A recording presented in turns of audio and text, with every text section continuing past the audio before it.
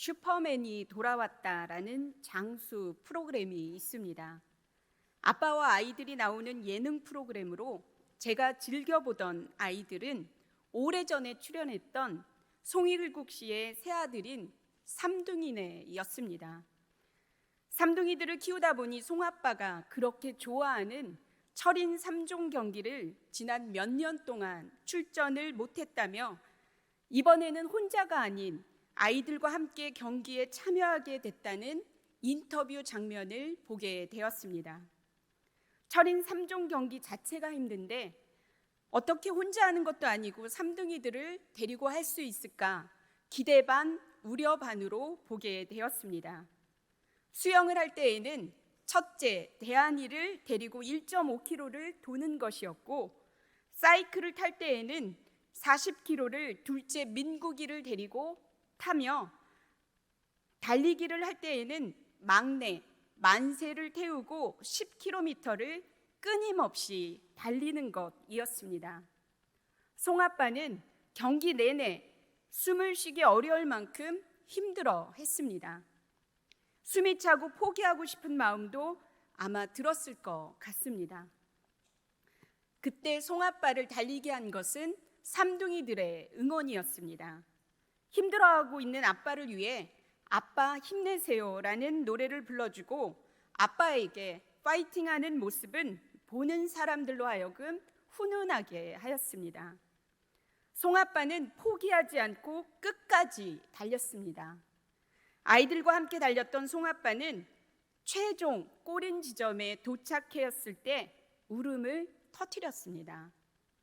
아버지의 승리였고 아이들의 승리였습니다. 예능인데도 참으로 감동이 밀려왔습니다. 무엇보다 아이들과 함께 이룬 것이기에 감동이 배가 되었습니다. 송아빠가 혼자 철인 3종 경기에 나가서 좋은 성적을 거둘 수 있었음에도 불구하고 순위보다 더 중요한 가치가 있다며 아이들과 함께 출전해 꼴찌했다는 말을 들으며 우리 아빠, 아버지 하나님이 생각났습니다. 전능하신 우리 아빠, 아버지 하나님은 홀로 온 세계를 쥐락펴락 하실 수 있습니다. 모든 사람들을 다 변화시킬 수도 있으시고 전도도 하실 수 있습니다. 그런데 인격적이신 우리 아빠, 아버지 하나님은 그렇게 하지 않으십니다. 우리들과 함께하면 속도도 훨씬 늦고 효율성도 떨어져 답답하실 텐데도 불구하고 우리 사람들과 함께 하시기를 좋아하십니다. 사랑하는 성도 여러분, 삼둥이들이 아무것도 안 하고 그냥 앉아만 있었는데도 송아빠가 같이 대회에 참여해줘서 함께해줘서 고맙다라고 말하는 것이 오늘 우리 아빠 아버지께서 우리에게 말씀하시는 것은 아닐까 생각해 봅니다.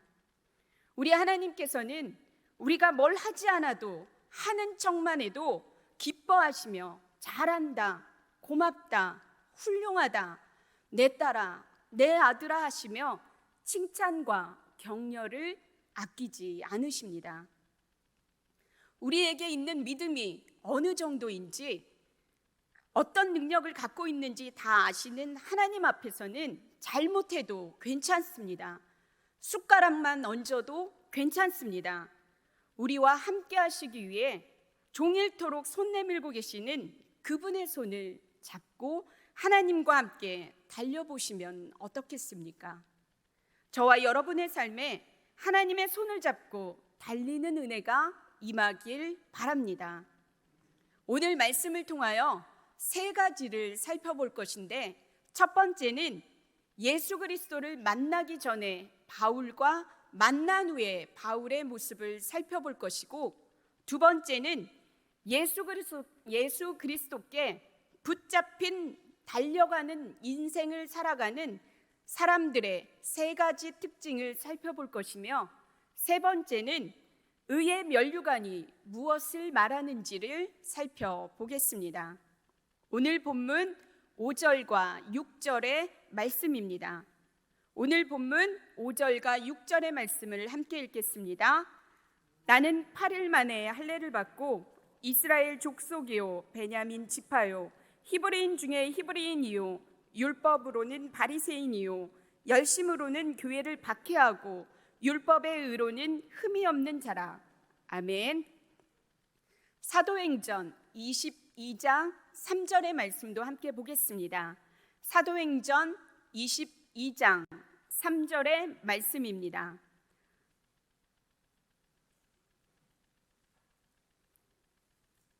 함께 읽겠습니다. 나는 유대인으로 길리기아 다수에서 났고 이 성에서 자라 가말리엘의 문화에서 우리 조상들의 율법의 엄한 교훈을 받았고 오늘 너희 모든 사람처럼 하나님께 대하여 열심히 있는 자라. 아멘.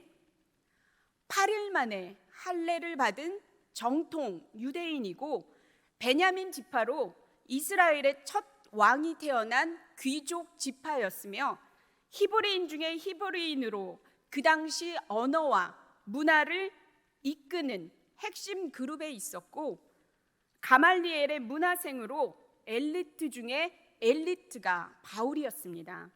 참고로 가말리엘의 문화생으로 되기 위해서는 자신의 선택보다는 선생님의 선택이 중요합니다. 자신이 배우고 싶다고 해서 배울 수 있는 것이 아니라 선생님이 그 사람을 제자로 받아줘야 문화생이 될 수 있었습니다. 당대의 최고 권위자가 바울을 제자로 선택했습니다. 바울 그가 갖고 있었던 이력 자체는 탁월합니다. 세상의 기준에 빠지는 것이 하나도 없습니다. 열심으로는 또 어떻습니까? 유대 율법을 지키려고 힘썼던 사람이고 신앙의 열정도 높았던 사람이었습니다. 사도행전 7장에서 스데반을 돌로 쳐 죽인 것도 자신이 잘못했다고 생각하기보다는 자신이 갖고 있는 신앙의 열정으로 잘했다 생각했을 수도 있습니다. 자신이 무엇을 잘못하고 있는지도 모른 채 방향을 잊어버리고 살아가던 바울에게 한 사건이 일어납니다. 사도행전 9장 3절부터 5절까지의 말씀입니다. 사울이 길을 가다가 다메섹에 가까이 이르더니 호련히 하늘로부터 빛이 그를 둘러 비추는지라. 땅에 엎드러져 들음에 소리가 있어 이르시되 사울아 사울아 내가 어찌하여 나를 박해하느냐 하시거늘 대답하되 주여 누구시니이까 이르시되 나는 내가 박해하는 예수라. 아멘. 하나님의 사람을 잡으러 가는 다메섹 도상에서 빛으로 오신 예수 그리스도의 음성을 듣게 됩니다. 한 번도 경험해 보지 못한 새로운 경험을 한 바울은 딴 사람이 됩니다. 예수님의 반대편에 서서 핍박을 하던 사람이 빛이신 예수 그리스도를 만난 이후에는 핍박을 받는 사람이 되었습니다. 핍박을 하는 가해자가 아닌 핍박을 받는 피해자가 되었습니다. 본문 8절의 말씀입니다. 우리 8절의 말씀을 함께 읽겠습니다. 또한 모든 것을 해로 여김은 내 주 그리스도를 예수를 아는 지식이 가장 고상하기 때문이라. 내가 그를 위하여 모든 것을 잃어버리고 배설물로 여김은 그리스도를 얻고. 아멘. 예수 그리스도를 만난 바울에게 변화가 일어납니다. 잃어버리고 얻는 것이 바뀌었습니다. 이전에 바울은 예수 그리스도를 잃어버리고 타고날 때부터 주어졌던 것을 얻었습니다. 그런데 가장 중요하게 생각했던 잃어버리는 것과 얻는 것이 달라졌습니다. 예수 그리스도를 진짜 만난 사람은 자신이 그토록 붙들고 움켜쥐었던 것을 배설물처럼 여겨 잃어버리게 되고 1%의 가치도 없다고 생각했던 그것을 얻게 됩니다. 이 변화는 가치의 변화고 사고의 변화로서 분별까지 이어집니다. 사랑하는 성도 여러분, 사도 바울의 삶에 나타난 변화는 가치 없음을 버리고 절대 가치를 얻는 것이었습니다. 이 바꿈의 변화가 놀랍지 않으십니까? 이 변화는 하나님만이 하실 수 있는 예수 그리스도를 통한 십자가의 사건으로만 가능합니다. 오늘 우리들의 삶에서 두 손 움켜 잡고 있는 것 중에 버려야 하는 것이 무엇인지, 복음이신 예수 그리스도를 통한 붙잡힌 바 된, 얻게 된 것이 무엇인지를 깊이 생각해 보시기 바랍니다. 사도행전 20장 24절의 말씀입니다. 사도행전 20장 24절의 말씀입니다. 우리 함께 읽겠습니다. 내가 달려갈 길과 주 예수께 받은 사명 곧 하나님의 은혜의 복음을 증언하는 일을 마치려 하면은 나의 생명조차 조금도 귀한 것으로 여기지 아니하노라. 아멘. 이전의 모습과 완전히 달라진 사도 바울은 예수님께 받은 사명, 복음을 증거하기 위해 자기 생명을 조금도 귀하게 여기지 않고 오직 예수 그리스도만을 전하는 데에 총력을 기울였다고 고백하고 있습니다. 도대체 예수 그리스도를 만났다는 것이 무엇입니까? 하나님을 만난 사람은 어떤 삶을 살아갑니까? 빌립보서 3장 12절의 말씀과 14절의 말씀을 보겠습니다. 내가 이미 얻었다 함도 아니요 온전히 이루었다 함도 아니라 오직 내가 그리스도 예수께 잡힌 바 된 그것을 잡으려고 달려가노라. 표대를 향하여 그리스도 예수 안에서 하나님이 위에서 부르신 부름의 상을 위하여 달려가노라. 아멘. 혹시 공통점을 찾으신 게 있으십니까? 12절, 14절 하반절에 공통된 단어가 나옵니다. 달려가노라. 예수 그리스도께 잡힌 바 된 사람들의 첫 번째 특징은 목표를 향해, 사명을 향해 끊임없이 달리는 삶을 살아갑니다. 사명의 뜻을 교회 용어사전에서는 이렇게 정의합니다. 주어진 임무, 받은 명령, 하나님께서 특별히 맡기신 거룩한 책무라고 기록되어 있습니다. 사도행전 20장 24절에서 사도 바울은 예수께 받은 사명을 하나님의 은혜의 복음을 전하는 일이라고 하고 있습니다. 10여 년 전에 세상을 감동시켰던 울지마 톤즈라는 영화가 있었습니다. 48세의 짧은 인생이었지만 하나님의 은혜의 복음을 전하는 일에 자신의 목숨도 아끼지 않고 불꽃처럼 살다간 고 이태석 신부님에 관한 영화였습니다. 톤즈에서 신부님은 의사였고 선생님이었고 성직자였으며 진정한 사랑 자체였습니다. 신부님께서 톤즈에서 하신 일은 말라리아와 콜레라로 죽어가는 사람들과 나병 환자를 위하여 병원을 세우셨고 오염된 강물을 콜레라에 걸리는 사람들을 위해 우물을 파서 식수난을 해결하셨고 하루 한 끼를 먹는 사람들을 위하여 농경지를 일구셨고 학교를 세워 원주민들에게 교육을 시키셨습니다. 1차적으로 사람들의 생명을 유지하는 데 꼭 필요한 것들을 채워주심으로 톤즈 사람들에게 복음까지 전하게 되었습니다.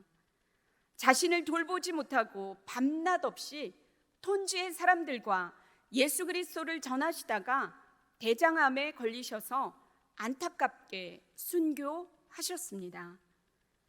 자신의 목숨까지도 아끼지 않고 희생하며 쉬지 않고 그를 달리게 한 것은 무엇입니까? 복음이었습니다. 예수 그리스도께 직접 받은 사명 때문이었습니다. 그 사명은 신부님을 아프리카 오지로 가게 하였고, 죽어가는 사람들을 살리기 위하여 병원을 세우게 했고, 학교를 세우고 우물을 파게 하였습니다. 복음에 미치지 않고서는 이렇게 할 수 없는 일입니다. 복음이신 예수 그리스도께 미친 사람들, 붙잡힌 사람들은 가만히 앉아 있을 수가 없습니다. 반드시 달리는 인생을 살아갑니다. 이분의 인생을 한마디로 정의하면 예수가 전부 다인 삶을 살았다라고 말씀드릴 수 있습니다. 사랑하는 성도 여러분, 누구는 사명 때문에 목숨까지도 바치는데, 누구는 주님께서 우리에게 특별히 맡겨주신 책무조차 모르고 살아간다면 얼마나 슬프겠습니까? 오늘 부족하지만, 연약하지만 조금 용기를 내어 예수가 전부인 인생을 살아가겠노라 결단하시면 어떻겠습니까? 오늘 이 예배를 통하여 주어진 사명을 찾게 되길 바랍니다. 예수가 전부인 인생을 살아보겠습니다 라는 새로운 결단으로 달려가는 인생들을 살아가게 되길 바랍니다. 본문 13절의 말씀입니다. 본문 13절의 말씀 함께 읽겠습니다. 형제들아, 나는 아직 내가 잡은 줄로 여기지 아니하고 오직 한 일, 즉 뒤에 있는 것은 잊어버리고 앞에 있는 것을 붙잡으려고. 아멘. 예수 그리스도께 붙잡힌 바 된 사람의 두 번째 특징입니다. 뒤에 있는 것은 잊어버리고 앞에 있는 것을 잡는 사람들입니다. 사람들은 인생을 길로 비유합니다. 야곱이 바로왕을 만났을 때에 자신이 살아온 길을 나그네 길이라고 말하고 있고, 사도행전에서 사도 바울은 달려갈 길을 마쳤다라고 말합니다.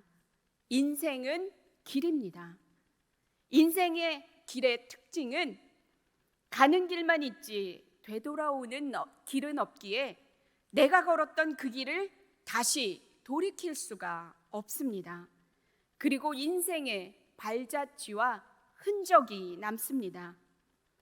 되돌릴 수 없는 인생길에서 앞을 보고 나아가야 하는데, 우리들 중 어떤 사람은 과거에 매이는 삶 때문에 현재를 살아가지 못하기도 하고, 또 어떤 사람은 과거에 잘못한 것을 모두 벗어버리고 현재를 새롭게 살아가는 사람들도 있고, 또 어떤 사람들은 아무리 현실이 힘들다 하더라도 미래를 꿈꾸며 오늘을 성실히 살아가는 사람도 있습니다.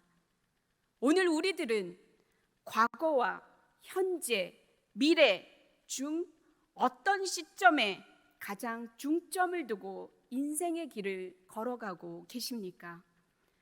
과거에 빠져서 원망해도 누구 하나 뭐라 할 사람이 없는데, 과거를 뛰어넘는 사랑을 보여주신 손양원 목사님이 생각납니다.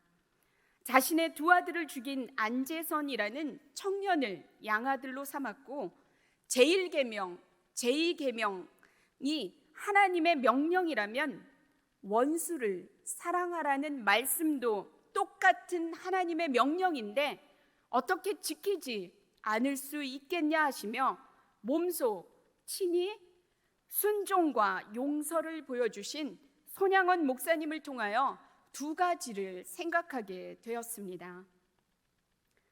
어떤 말씀은 하나님의 말씀으로 잘 지키고 어떤 말씀은 패스하는지 버리는지 생각해 보아야 합니다. 우리가 지킬 수 있는 말씀만 지킨다면 하나님의 말씀은 너무나 가볍게 우리의 그날의 기분에 따라, 아니면 그때의 믿음의 정도에 따라 가볍게 다뤄질지도 모르겠습니다. 오늘 우리들은 하나님의 말씀을 가감하지 않고 다 지키려고 하는지 생각해 보시기 바랍니다. 그리고 어떻게 자기 친아들을 죽인 사람을 용서하고 양아들로 삼을 수 있었을까를 생각해 봅니다. 인간적인 생각과 마음으로는 도저히 할 수가 없습니다. 그것이 가능했던 것은 예수 그리스도께 잡힌 바 된 사람이었기 때문입니다. 많은 사람들이 할 수 없는 그 일도 예수 그리스도께 잡힌 바 된 사람들에게는 할 수 있는 능력이 부여됩니다. 손 목사님이 과거에 집착하고 원망만 하고 있었다면 한 영혼뿐만 아니라 많은 사람들을 용서하시고 품어주시는 예수 그리스도를 증거하지 못했을 것입니다. 혹시 과거에 용서받지 못한 치명적인 실수를 저지르셨습니까? 아니면 내 잘못이 아닌 다른 사람 누구누구 때문에 내가 내 인생이 이 모양이야 하며 원망하며 불평하며 낭망하며 하루하루를 살아가고 계십니까? 오늘 본문 13절 하반절에서 성경은 분명히 말씀하십니다. 뒤에 있는 것은 잊어버리고 앞에 있는 것을 잡으려고. 아멘. 과거를 잊어버리고 앞에 있는 것을 붙잡으라고 말씀하십니다. 저와 여러분의 삶에 아픈 과거는 끊어버리고 성실히 현재와 미래를 꿈꾸며 살아가게 되길 바랍니다. 본문 14절의 말씀입니다. 함께 읽겠습니다. 표대를 향하여 그리스도 예수 안에서 하나님이 위에서 부르신 부름의 상을 향하여 달려가노라. 아멘. 예수 그리스도께 잡힌 바 된 사람의 세 번째 특징은 예수 그리스도를 온전히 아는 사람이고 부름의 상을 받는 사람입니다. 14절은 표대를 향하여 라는 말로 시작합니다. 표대는 예수 그리스도를 말합니다.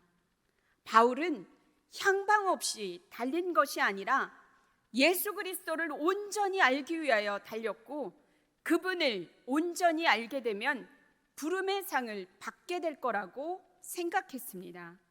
고린도전서 9장 24절 25절의 말씀입니다. 운동장에서 다름질하는 자들이 다 달릴지라도 오직 상을 받는 사람은 한 사람인 줄을 너희가 알지 못하느냐. 너희도 상을 받도록 이와 같이 다름질을 하라. 이기기를 다투는 자마다 모든 일에 절제하나니 그들은 썩을 승리자의 관을 얻고자 하되 우리는 썩지 아니할 것을 얻고자 하노라. 아멘. 디모데후서 4장 8절의 말씀입니다. 이제 후로는 나를 위하여 의의 면류관이 예비되었으므로 주 곧 의로우신 재판장이 그날에 내게 주실 것이며 내게만 아니라 주의 나타나심을 사모하는 모든 자에게도니라. 아멘. 고대의 경기에서는 매 경기가 끝나면 수상자의 이름을 부르는 자가 우승자의 이름과 그의 부친의 이름과 그의 나라의 이름을 부르고 그때 우승자는 높은 단상으로 올라가서 월계관을 상으로 받았습니다. 고대의 달리기 선수가 우승을 하면 월계관을 상으로 받는 것처럼 바울도 하나님께 상을 받는 것을 생각했습니다. 바울이 말하는 부르심은 이런 부름을 말하는 것입니다. 인생의 경기가 끝나면 하나님이 그리스도 예수 안에서 상을 주시기 위하여 우리를 부르실 것이고 생명의 면류관, 의의 면류관을 받게 된다는 것입니다. 의의 면류관 많이 들어보셨습니까? 의의 면류관은 바울이 선한 싸움을 싸우고 믿음을 지키고 달려갈 길을 다 마친 후에 하나님, 제가 이렇게 열심히 표대를 향하여 전력 질주하며 달려왔으니 나에게 이거 주십시오 하고 구한 것입니다. 요한복음 16장 10절은 의에 대하여 정의하고 있는데 내가 아버지께로 가니 너희가 다시 나를 보지 못함이라고 기록되어 있습니다. 내가 아버지께로 가니 너희가 나를 다시 보지 못할 것이다. 너희는 이제 의를 잃어버릴 것이다. 입니다. 이것은 율법을 지키지 않아서가 아니라 내가 너희를 떠나기 때문에 너희가 의를 잃어버리는 것이다 라고 설명하고 있습니다. 그렇다면 이 말을 거꾸로 말하면 어떻게 하면 우리가 의를 다시 찾을 수 있습니까? 예수 그리스도를 다시 만나면, 예수 그리스도의 얼굴을 다시 보면, 예수 그리스도와 다시 거하게 되면 그 잃어버린 의를 다시 찾을 수 있습니다. 의의 면류관이라고 바울이 구한 것은 하나님 얼굴 보여달라는 것이었습니다. 성자 예수 그리스도 얼굴 보여달라는 것이었습니다. 하나님의 일을 가장 많이 했던 바울이 죽기 직전에 구했던 것은 재산도 명예도 건강도 아닌 하나님의 얼굴이었습니다. 오늘 누가 하나님의 얼굴을 간절하게 구하시겠습니까? 저와 여러분의 삶에 하나님의 얼굴을 구하는 은혜가 임하길 바랍니다. 이제 말씀을 마치려고 합니다. 예수 그리스도를 만난 사람은 잃어버리고 얻는 것에 우선순위가 바뀝니다. 자신이 그동안 가지고 있던 붙잡고 있었던 것을 배설물처럼 여기게 되고 예수 그리스도께 붙잡힌 바 된 것을 자랑하게 됩니다. 예수 그리스도께 붙잡힌 바 된 사람은 사명을 향하여 달려가는 인생을 살아가게 되고 뒤를 돌아보지 않고 앞을 향하여 현재와 미래를 성실히 하루하루 살아갑니다. 누구보다 사역을 많이 했던 귀한 통로로 사용되었던 사도 바울이 죽기 직전에 구한 것은 의의 면류관, 주님의 얼굴이었습니다. 우리들도 주의 얼굴을 구하는 사람으로서 표대를 향하여 멈추지 않는 인생들을 살아가게 되길 바랍니다. 기도하겠습니다.